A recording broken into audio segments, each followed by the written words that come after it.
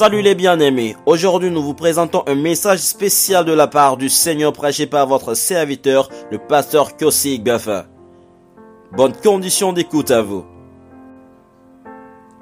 Mon message s'intitule « Les obstacles à la prière ». Les obstacles à la prière. Un membre m'avait demandé quand j'enseignais ce sujet pour la première fois. « Pasteur, pourrait-il y avoir des obstacles à nos prières ?» J'ai répondu « Bien sûr que oui ». Il a dit « Pourquoi pourrait-il en être ainsi ?» Quand Jésus a dit « Tout ce que nous demanderons en son nom, son Père le fera pour nous ». J'ai répondu « Le fait que Dieu soit toujours prêt à répondre à nos prières ne signifie pas que nous devrions ignorer les lois ou les principes qu'il a mis en place. » Bien-aimé, il est dangereux d'ignorer les principes ou les préceptes de Dieu en ce qui concerne la priorité de la prière. Car la prière est la forme d'adoration personnelle la plus élevée. Nous ne devrions pas vivre nos vies chrétiennes n'importe comment et espérer que Dieu soit miséricordieux envers nous. Nous devons faire très attention aux principes, aux commandements, aux normes et aux préceptes de Dieu. Il a dit au premier homme, « Ne mange pas ce fruit », mais il a désobéi à Dieu et nous souffrons encore de sa désobéissance jusqu'à ce jour. Par conséquent, les principes de Dieu ne doivent pas être pris à la légère. En ceci, nous essaierons de citer quelques obstacles à nos prières. En Pierre 3, le verset 15 nous dit « Mais sanctifiez le Seigneur Dieu dans vos cœurs. » Matthieu, le chapitre 6, le verset 9 nous dit « Notre Père qui est aux cieux, que ton nom soit sanctifié. » D'après ces deux passages de 1 Pierre 3, 15 et de Matthieu 6, 9, sanctifié qui est utilisé est en grec agiazo. Et je voudrais ainsi dire que dès qu'il y a quelque chose dans votre cœur qui ne peut pas agiazo ou sanctifier Dieu, alors cette chose devient une idole. Ainsi donc, la première et la plus grande obstacle à nos prières est l'idolâtrie.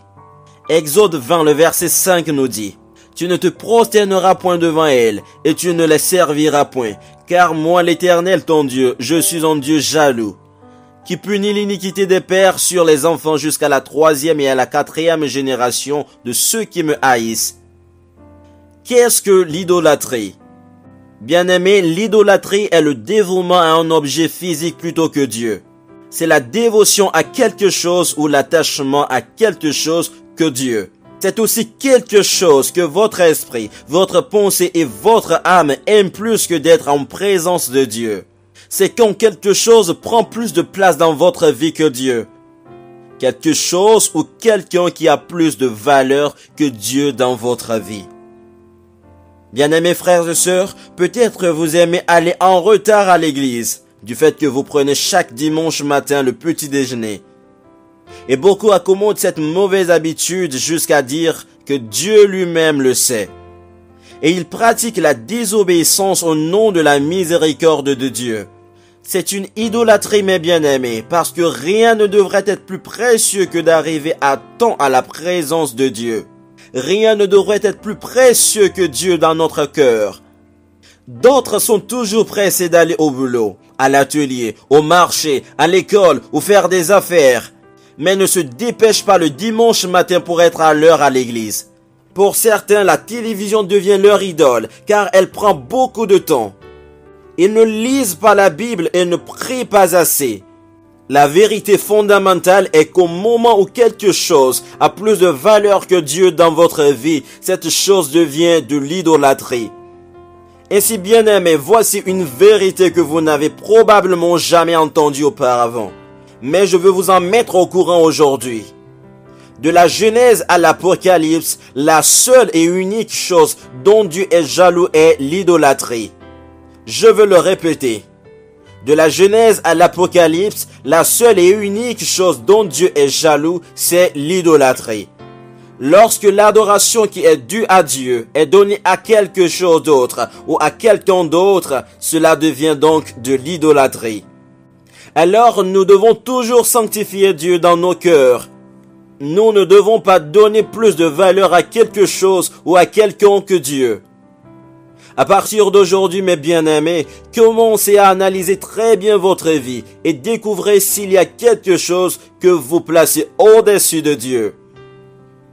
Le roi Saül a désobéi à Dieu et a voulu utiliser sa désobéissance pour adorer Dieu. D'après 1 Samuel 15, le verset 22 au verset 23. Israël avait des idoles, leur cœur était occupé par des choses qui les conduisaient à des iniquités. D'après Ézéchiel, le chapitre 14, le verset 3-4. Dieu nous demande de lui obéir plutôt que de faire des sacrifices, mes bien-aimés. Le deuxième obstacle à nos prières peut être une iniquité non confessée ou un péché non confessé. En effet, l'iniquité est un péché invisible, conçu dans le cœur que Dieu seul peut identifier. Mais le péché est le mal que quiconque peut voir ou identifier. D'après Ézéchiel 28, le verset 15. Lorsque nous hébergeons le péché dans nos vies, il bloque le flux et brouille les canaux spirituels de communication avec le Père. Mais la solution est vraiment simple, mes bien-aimés. Passez du temps à demander à Dieu de vous montrer où vous avez caché intentionnellement le péché dans votre cœur. Confessez-le et détournez-vous de lui. À l'instar de Psaume 66, le verset 18. En fait, l'iniquité est le péché conçu dans le cœur et que seul l'intéressé et Dieu sont au courant. Mais le péché est tout acte mauvais que l'intéressé, Dieu et d'autres personnes peuvent identifier ou peut être au courant. C'est pour cela que nous devrons nous repentir tous les jours pour être en bonne communion avec Dieu, afin de bénéficier de sa grâce abondante dans nos vies, mes bien-aimés. Le troisième obstacle à nos prières, c'est le manque de foi. Hébreux 11, le verset 6. Sans la foi ou une confiance établie dans le caractère et la puissance de Dieu, nous ne devons pas nous attendre à ce que nos prières soient exaucées. Notre foi en Dieu grandit au fur et à mesure que nous passons du temps à écouter la parole de Dieu.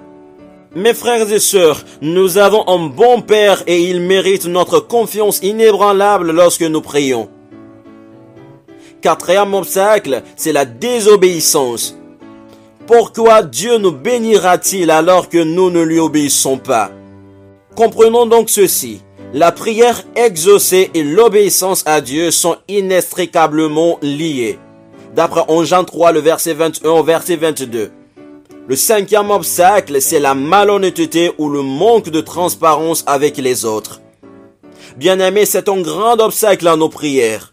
L'honnêteté dans notre vie quotidienne compte beaucoup. Nous devons faire très attention de nous présenter à Dieu avec insouciance au sujet de l'honnêteté. Lorsque nous nous cachons derrière la honte, la peur, la culpabilité, nous restons brisés. Si nous sommes francs avec les autres, Dieu nous bénit au-delà de notre entendement, car il sonde nos cœurs et il nous connaît mieux que nous-mêmes. Le sixième obstacle est le refus de pardonner aux autres. Bien-aimés, lorsque nous ne pardonnons pas aux autres, c'est une bonne indication que nous ne comprenons pas vraiment le pardon que Dieu nous a donné. La réponse à cet obstacle est de pardonner et de libérer les autres de la dette qu'ils nous doivent. Le pardon supprime la fossé entre l'autre et nous, et entre Dieu et nous. D'après Matthieu 18, le verset 21, verset 22. De nombreux chrétiens vivent sans réponse à leurs prières parce qu'ils ont fait du mal à autrui, ou ont subi du tort et ont échoué de s'humilier pour rechercher la réconciliation. La rancune, plus ou moins cachée, fait beaucoup de ravages dans les cœurs, dans les familles et dans les églises. Le septième obstacle, c'est le refus de continuer par prier. Oui, bien-aimés, nous n'avons pas parce que nous ne demandons pas. Le refus de prier est un moyen sûr de ne pas obtenir de réponse à vos prières. Alors, priez. Avoir le désir de continuer à prier montre notre dépendance à Dieu. D'après Luc 18, le verset 1er. Huitième obstacle à nos prières, les motifs égoïstes. Jacques 4, le verset 3 dit que Dieu refuse parfois d'exaucer nos prières parce que nos motifs sont purement égoïstes. Nous ne voulons pas que Dieu exauce nos prières pour sa gloire, mais pour notre propre éclat. Ainsi, lorsque nous prions, demandons à Dieu de purifier nos cœurs des motivations égoïstes, afin que nos prières puissent être en harmonie avec ce qu'il désire pour nous, et pour sa seule gloire. Le neuvième obstacle à nos prières, c'est la paresse. Dans Luc 22, le verset 45, Jésus avait retrouvé ses disciples endormis. alors qu'ils auraient dû prier. La pratique de la paresse dans la vie d'un croyant conduit à la négligence des pratiques spirituelles, bien-aimés. Parfois, nous sommes submergés de fatigue, soit de travailler trop d'heures, soit de passer trop de temps à nous priver du cadeau du sommeil et autres. Mais ce que nous ne devons pas oublier est que la fatigue n'est pas une excuse pour ne pas prier. Nous ne devons pas nous laisser conduire par la chair, mais plutôt influencés par le Saint-Esprit de Dieu. Le 10e obstacle à nos prières, conflit conjugal non résolu. De nombreuses familles chrétiennes souffrent de conflits conjugaux non résolus, par manque du pardon réciproque. Comme l'homme et la femme sont un par leur union devant Dieu, ils doivent pratiquer l'unité en toutes choses. Les parents chrétiens doivent toujours prendre conscience de leur relation pour une bonne communication. C'est en cela que leur prière sera exaucée par Dieu. La Bible nous dit dans 1 Pierre 3, le verset 7, « Marie, montrez à votre tour de la sagesse dans vos rapports avec vos femmes. Comme avec un sexe plus faible, honorez-les, comme devant aussi hériter avec vous de la grâce de la vie.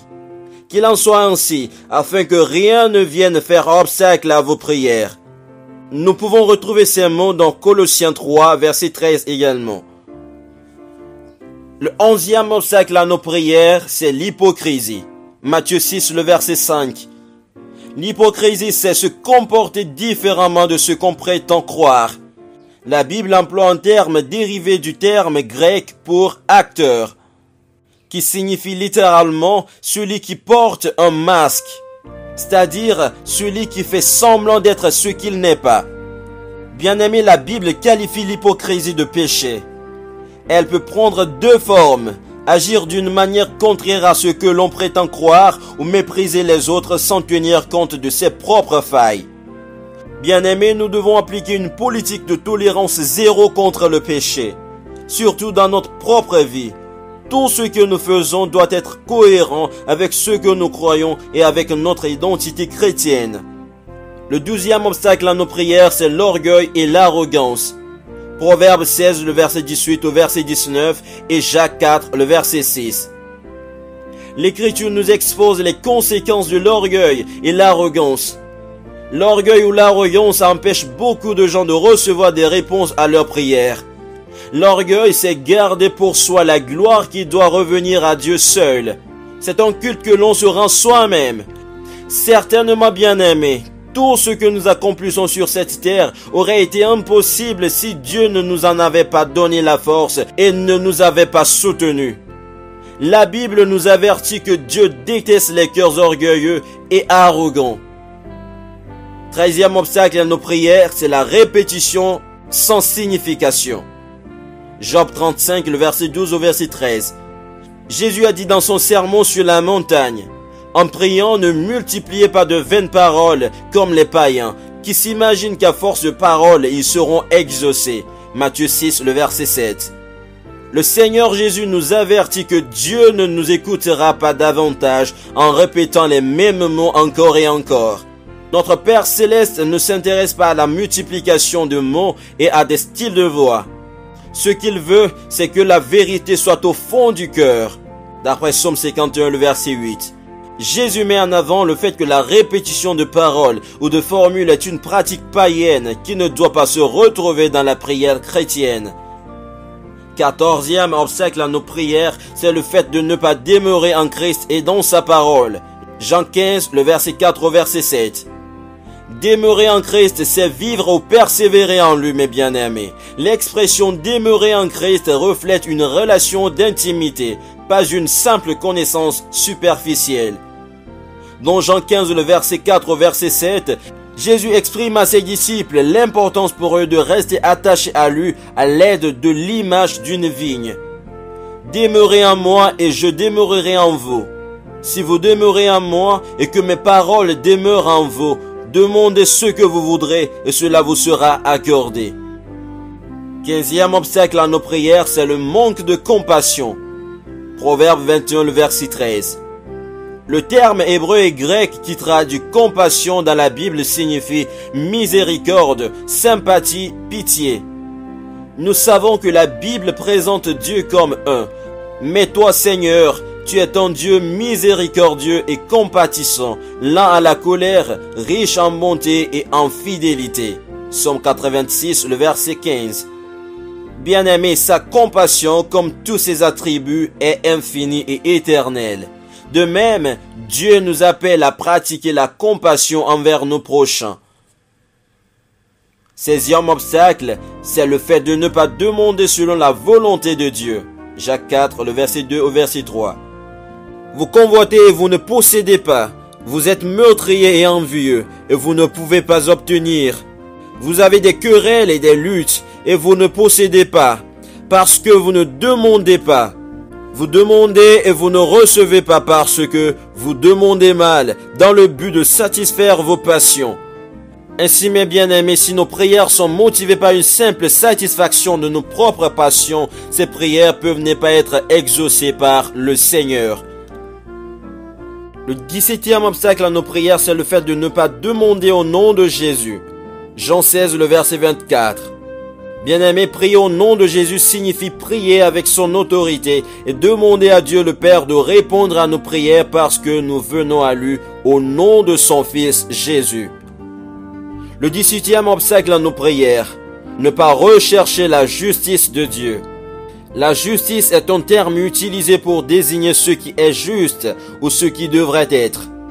La justice est l'un des attributs de Dieu et découle de sa sainteté. Nous ne pouvons pas commencer à comprendre la justice de Dieu à moins de comprendre d'abord le péché. Le péché est l'anarchie, d'après Jean 3 le verset 4, et l'iniquité d'après Daniel 9 le verset 4 au verset 5. Il incarne tout ce qui est contraire à la nature sainte de Dieu et lui est offensant. Le 19e obstacle pour terminer, mes bien-aimés, c'est le fait de ne pas avoir la pensée de Dieu.